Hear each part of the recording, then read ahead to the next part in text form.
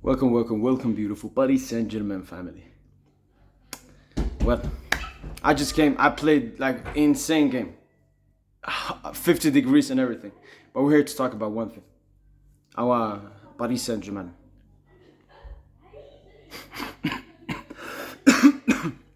I mean, it's hard. It's hard to not say stuff that people would say you're overrating this team. It would be very hard because game by game, minute by minute, hour by hour, month by month, week by week, I get shocked. I get shocked. Like, I've supported this club since 2012. I've been, watching. Basically, I haven't missed basically a single Luis Enrique game, but I'm still getting surprised. Not surprised. Like, I was confident that we're gonna win this game. I didn't think the game was gonna go as it went. I predicted a 4-1, 3-1, a more comfortable victory for Paris Saint-Germain in this game. But football. That's how football is. I think potentially us as Paris Saint-Germain supporters and maybe the players as well underestimated Bayern. I saw some excuses, not even from PSG fans, just from everyone in general, saying PSG players looked a bit tired and so on. I don't think so. I think we respected Bayern a bit too much in this game. We didn't press them and so on. They pressed us really well, but we didn't press them that much. And whenever we did, it wasn't just good enough. They say it's tired. It could be, but I'm not going to use that as an excuse. I think Bayern Munich had a good game against Paris Saint-Germain. I don't think, people would say, oh my God, they're dominating you. And, Bayern were pressing and making it really difficult for us. But that doesn't mean they dominated us. For me, I'm always looking at the impact, the chances created. And looking at that first half, even with the pressing that Bayern had and having more possession and looking better with the ball and off the ball, we still created more chances than them. That's what made me calm and confident. I don't know, people were overreacting. I saw some Barca fans talking. They were like, this is what would happen to PSG if Barca played them. No. Let's not make this about them, all right? Then obviously, before we jump into the second half, obviously that Musiala injury, hopefully everything is well with him. But when I first saw it, I was like, why is Musiala doing that? You know that Donna is coming up from behind. Why is Musiala putting himself in that situation? I've seen some Bayern fans, complain about Neuer, and I would have probably done the same if I was a Bayern fan, if that happened to a Paris Saint-Germain player or something. But yeah, hopefully the best for Jamal Musiala. But it didn't really affect that game. I mean, Musiala in that first half, I felt was the least impactful attacker alongside Kane, Kingsley Coman, and all. Listen, then going into the second half, Paris Saint-Germain knew we had to up the performance, even though it still wasn't as bad as people wanted it to make out to be. It was still a good game. And just from a neutral's perspective, that first half was really great. An entire game was great. Going into the second half, it's basically a continuation of that first half. Paris Saint-Germain improved. Our pressing looked better in the second half. But it was still, Bayern having chances, Paris Saint-Germain having chances, Bayern having more possession and their pressing, making it a bit tough for us. But then, the last 30 minutes, it became so tough, man. It became so tough. Desiree Doué, Starboy Doué gets the goal. Amazing goal. But, that goal for me goes to João Neves. Wins the ball, makes the run, gets the assist. But shout out to Doué. But João Neves, what a player. We'll come individually to the players later on. Doué goal gets scored, and I don't know, it's maybe 20-15 minutes left until the game is finished. But I want a second goal. I want to kill the game off as soon as possible. But obviously, we play a bit more conservative. Don't take too much risk. We did that beautifully. Then comes the first red card. William Pacho, clear red. I mean, he can break. I think it was Kane. So very, very fortunate for Kane. Nothing's happened to him, thank God. But Pacho goes off, clear red card. And then, obviously, Lucas Hernandez, red card. I was fuming at the ref. Because the ref, in my opinion, he was favoring Bayern. That was clear to see. Some Bayern fans will cry about, the Musiala stuff and so on. I mean, Donna has all right to do that. There's no foul there. The referee, constantly, the worst one. Kane made a great tackle on Nuno Mendes, I remember. And then Kvara gets the ball cleanly from Kane, but Kane is a bitch. And Taylor is English, so his English bias, oh, look at Kane. Dived right in front of him, give the foul. So that second red, at the back of my head, I know Anthony Taylor. And I just want to say this because I tweeted as well. Worst referee performance I think I've seen since Remontada. Like as a Paris Saint-Germain supporter in PSG game. It was absolutely terrible. The refereeing from Anthony Taylor. You know, Premier League and La Liga refs are always the worst. It was a disgusting performance from him. But that, for me, look, I know elbow to the face, they always give that as a yellow card. So it's not a red card, what Lucas did to Guerrero. But then obviously, the back of his heel comes in the crouch of Guerrero as well. And yeah, it's calm. It's calm. Yellow, red card. That's how I feel about it in my opinion. Double red. We keep on going. Dembele gets a chance. I'm like, Dembouz, kill the game off. Dembouz hits the crossbar. Beautiful shot, hits the crossbar. Get the ball back. Ashraf Hakimi becomes prime Messi. Becomes prime Messi. Was past like 3 players. And this time, Dembouz does not miss it. I have also people told me he did some Jota celebration as well. So great from Dembouz. And Paris Saint-Germain get the victory. Oh, Anthony Taylor, you thought I forgot that Fugazi penalty decision? You were right in front of the defender. Gave away a penalty. And then you go to VAR. And this is why I love VAR. Especially when it's used in this way. Because it exposes these biased referees. And Muller, shame on you for diving as well. Disgusting. But giving away a pen like that. That was like the final nail in the coffin. I wasn't that, like, when that goal, when that penalty was given, I wasn't that, like, pressured or anything because, like, the game was about to end. So I was calm. But, yeah, disgusting performance from Anthony Taylor. And we get the win. And that's the thing with this Paris Saint-Germain team that I think a lot of people genuinely have not understood. We do not just play the best football in the world. We're just not the best possession team in the world. We're not the best defensive team in the world. We're not the best off-the-ball team in the world. We are the best mental team in the world. Something you can prop, Madrid for, the mentality, the fugaziness and all of that. The mentality of this team. Everything they've gone through, like the Luis Enrique era, because it's basically an entirely new team apart from, Marquinhos, Hakimi, Donna, Nuno. These players have been in so uncomfortable positions. Group stage last year, losing to Barca in the knockouts, losing to Dortmund, getting knocked out, and then obviously the group stage just sees it, losing to Liverpool in that first game, the Aston Villa thingy and everything. So these players have gone through a lot.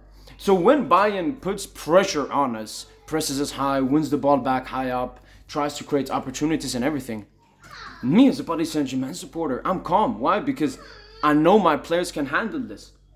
The players know they can handle this. And that's the best thing, in my opinion, about this team. They are battle hardened.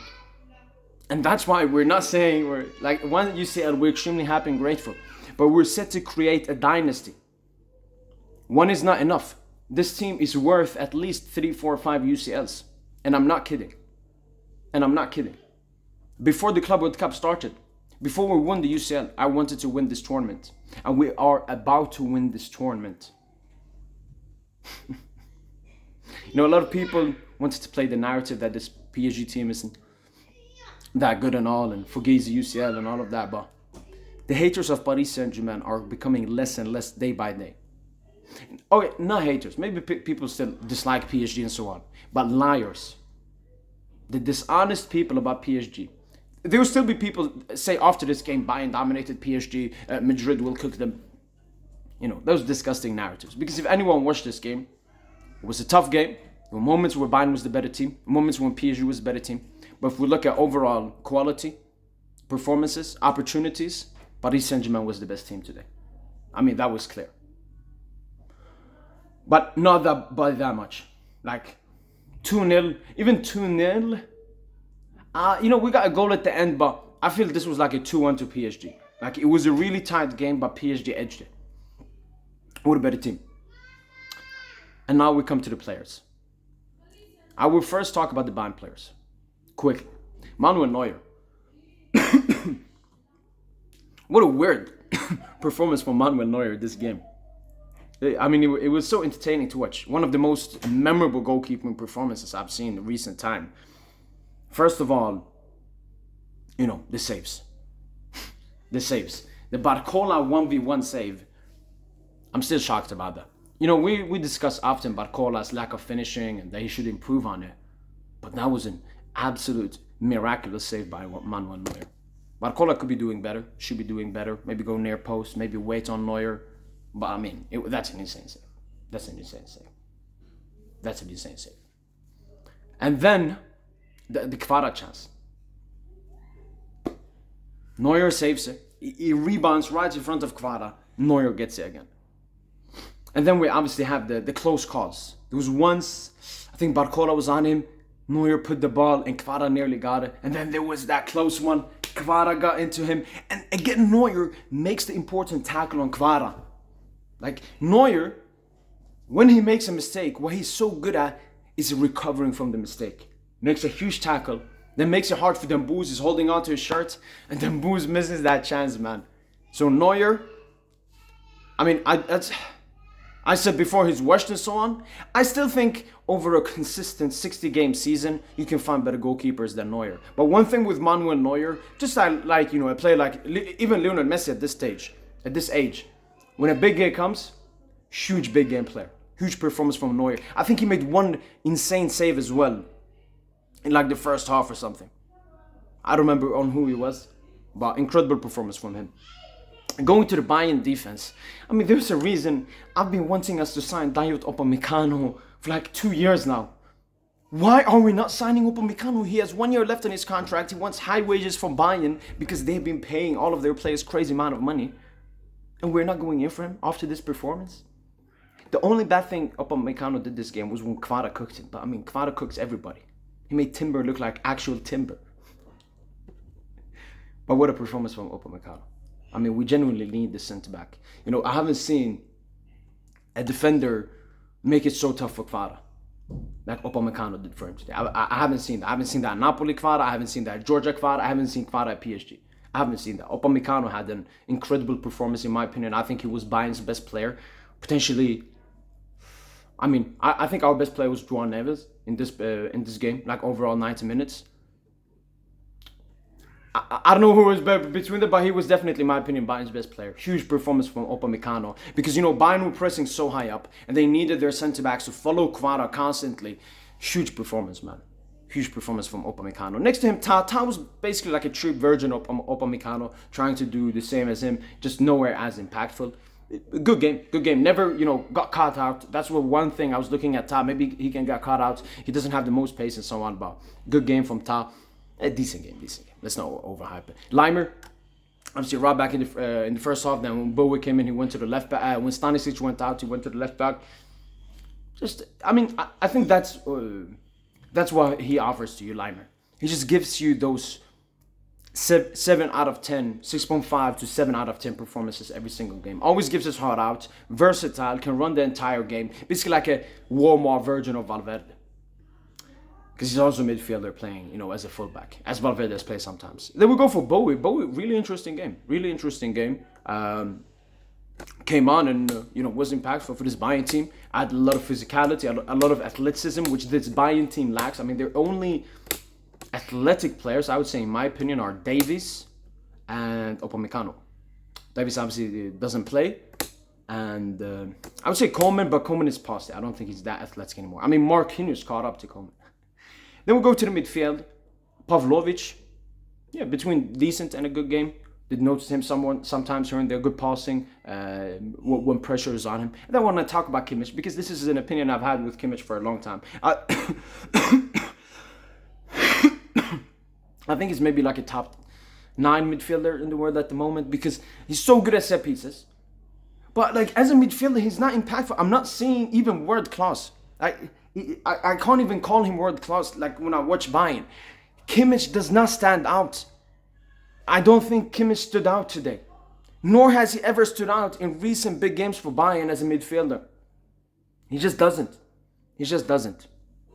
Like the only goodish thing apart from set pieces he was doing was trying to man-mark Vitinha.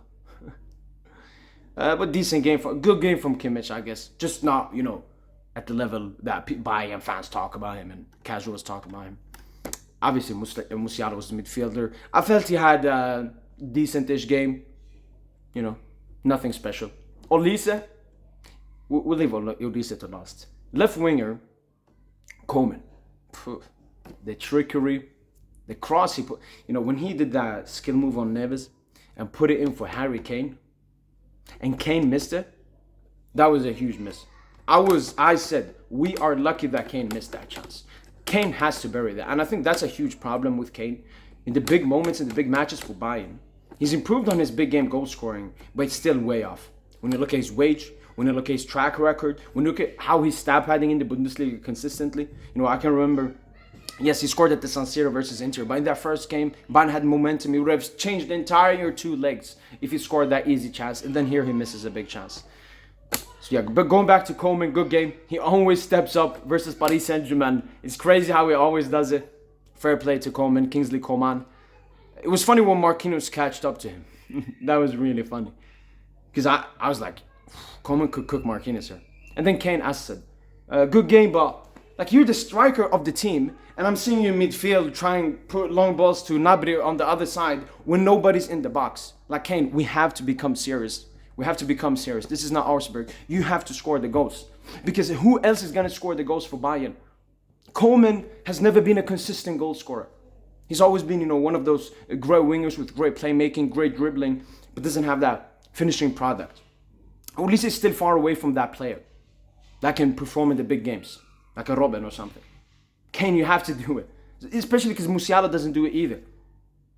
So, yeah, I don't know. This game just continues the narrative of Kane not being able to do it in the big games. I mean, he can't do it with England, with Spurs, and now not with Bayern. If I was a Bayern fan, I would be mad with Kane today. And then Olise.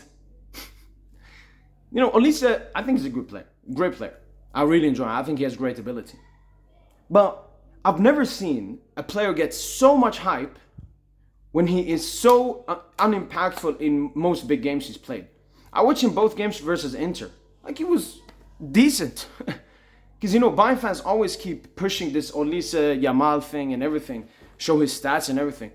Just look at them in big games. Look at Yamal versus Inter. Look at Olise versus Inter. Look at Olise today. There were 3 times, he cut in on Nuno Mendes. And then, a tame shot. Tame shots. I shoot better with my... Nah. I was going to say I shoot better with my weak foot. I don't. But, nah. Not happy with Olise at all. Not happy. Not happy. All the nonchalant gimmick. When we had the foul, he was carrying the ball. He was talking. He was doing stuff. Olise has to up his standard, man. Not good enough. First half, he was alive. Second half, complete dead.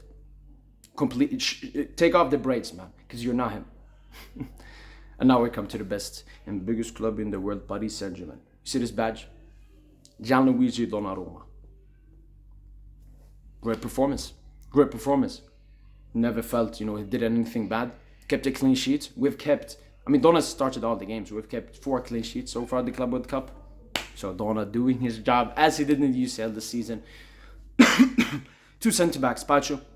Red card, calm. You had an absolute insane performance today, Pacho. An absolute insane performance today, Pacho. So I'm really happy with you. You were a bit aggressive there, but that's part of your game. That's what makes you so good. And hopefully we'll reach the final and you'll be back for us. Marquinhos, good game from Marquinhos. I felt cleared away a lot of balls. There was only one bad pass I remember he made, but apart from that, really great game from good game from Marquinhos. Nuno Mendes, no. One of his worst big game performances, in my opinion. The thing with Nuno, he's so good that he was still having incredible moments. That insane long ball he put the Dizzy to do it. Some turns, sometimes when he moves out of the press and so on. But when it comes to big games, Nuno is someone that I always rely on, and today he was not. And it wasn't that he was bad. It was just, I don't know. He didn't care as much as he should. He was making stupid decisions, and we know sometimes this is part of Nuno's game. But yeah, should improve on that. But apart from that, good game from Nuno. Ashraf Hakimi. Defensively was very tough. We know Coleman. I remember Coleman versus Hakimi in the early part of the season in the group stage. It was a very tough game for Hakimi. But the main thing I remember from Hakimi today. I remember that pass he put for Kvara. Huge chance. Great run from Hakimi. That's Hakimi. He's basically the best outlet in the world. Insane. Got a huge assist today. I need to rewatch it back. I don't even remember it. Got it. 1, 2, 3. Dembus. Golas. Hakimi, man. If he doesn't get a top 5 Ballon d'Or, that's a robbery. That's a robbery. You know, we don't even have to focus on Dembele, Ballon d'Or, or anything. If Hakimi doesn't get top 5, I mean, he should be top 3. But if he doesn't get at least top 5, man, we need to go there. I need to see another quote from Nasser. If Hakimi doesn't reach top 5, we have a problem. Because he just said it about Dembele. He said if Dembele doesn't win it, we have a problem. I care less about that. Hakimi has to be at least in top 5, man. Last list I saw, he was like in 10th place. This dude that has 27 GA, and look what he's doing in the big games, in the biggest moments, man. Respect him. He's better than most teams' wingers. Better than Saka, better than Vini, he's had a better season than Mbappe. Disrespectful, man. Just because he's I mean, yeah, yes, he's technically a run back, but I mean, he has more GA than most attackers in the world this season. Midfield. Vitinha. And, you know, that's one thing with Vitinha. I've always said, when the game becomes chaotic, this game was very chaotic because of Bayern's intense press, Vitinha doesn't look as good. He's way better against, when we play those defensive garbage fucking English teams. That suits Vitinha more. When they sit back a bit more, he can control the game, dictate the game. Today, Bayern made it really tough, but I enjoyed Vitinha the second half because I think Lucho talked with Vitinha. He played way deeper. He basically played as a defender, and Nuno was pushing up into the midfield, and that helped a lot. So I think Vitinha had between like a decent and a good game, but obviously I expected a bit better from him in big games and so on, but still a decent game. João Neves, in my opinion, Paris Saint-Germain's man of the match. I mean, bulldog. Absolute bulldog. And that's the great thing with João Neves. He doesn't really have a bad game because he always puts his heart out, and he has such a complete arsenal of footballing attributes. He can tackle, he can pass, insane IQ, especially at his age and everything. João Neves, man. What a baller, man. What a baller. And as I mentioned, I mean, he basically created that entire duo goal. Beautiful from Neves. Was so tough in challenges. Bayern made it really physical game, and Neves was winning majority of his duels. And lastly but not least, Fabian Ruiz. You know, I didn't think Fabian would start today. He missed a couple of training sessions. He was not 100% fit versus Inter Miami, but he started, and it was clear that Fabian wasn't 100% fit. I was really mad when he didn't strike that ball. When he struck it, but it went over the goal. Needs to do better there, but as I said, knowing that in context, I was way more calmer with it. And then going to the attack. Desiree Doué obviously started the game as a false 9, then went into right wing. When he was as a false 9, I think 35% good stuff. Well, yeah, somewhere around that. I maybe 60-40. I don't know. I think the false 9, especially Bayern, because how much they were pressing, they made it really tough. The false 9 is such a difficult position to play. And I think after watching a game like this, you just understand how insane Ousmane Dembele is. When he came on, I was really scared when he sat down on the ground. So he's not even 100% fit. But when he came on, it's just that security. When Dembele gets the ball, you cannot take him from him. This is some Messi aura-esque. But Doué, shout out to him, kept fighting, kept going, and got a beautiful goal, man. Desiree Doué got the superior player of the match. Don't think he deserves it, but you know, these are PR awards, and it's all about goals and so on. Happy for Desiree Doué, man. Because a lot of Barca fans have been running this narrative that Doué has been ass at the Club World Cup. The funniest thing with Barca, I don't even have to talk trash about Barca. They're not anywhere, man. Kvaratskhelia. Jogadorino. It was two moments. It was that when he cooked Opa for that huge chance, and then that double nutmeg on Bowie, and then Coleman inside. Kvara is such a genius, man. He is such a genius, man. He's the only player that makes me question if Dembele is our best player. I still think Dembele is our best player, but he's the closest. People say Vitinha, I'm no. Respect Kvara. And then Barcola, I think this was one of his best performances in recent time, especially in a big game like this. His touches, his movement, everything, working hard. And then obviously Lucho played him as a striker for the pressing and for that run he made to that. So I want to see Barcola continue as a striker. And then a little bit about Ousmane Balondo. The greatest footballer in the world, Ousmane Dembele. I mean, he sat on the floor a few minutes before he scored that goal. And this is what makes Ousmane Dembele so good. Have we ever seen a player be so unfit and still be so good? It was the same into Miami game. He was just putting some dime passes. And he gets a beautiful goal. And that's Dembouz, man. That's Dembouz. I hope the other attackers work a bit more on their finishing and clinicality, because damn booze, man. Especially in these big games. You know, Inter Miami would not. My hair, damn booze, baby. And then Luis Enrique, man. Yeah, great game. I don't have to say that much. Good lineup. Maybe shouldn't have started Fabio. I don't know about that. But yeah, we're the best team in the world, advancing into the semi-final. And tomorrow, the video being uploaded about Real Madrid. That's been from boy PSG. Unfortunately, this video came out a bit late. A mix of very bad internet connection, as you guys know, and I played the game. We drew 4-4. I scored a goal, basically got an assist. It was really tough. Played in the sand. I haven't played there in a very long time. Felt like I was in Brazil, but not the beaches.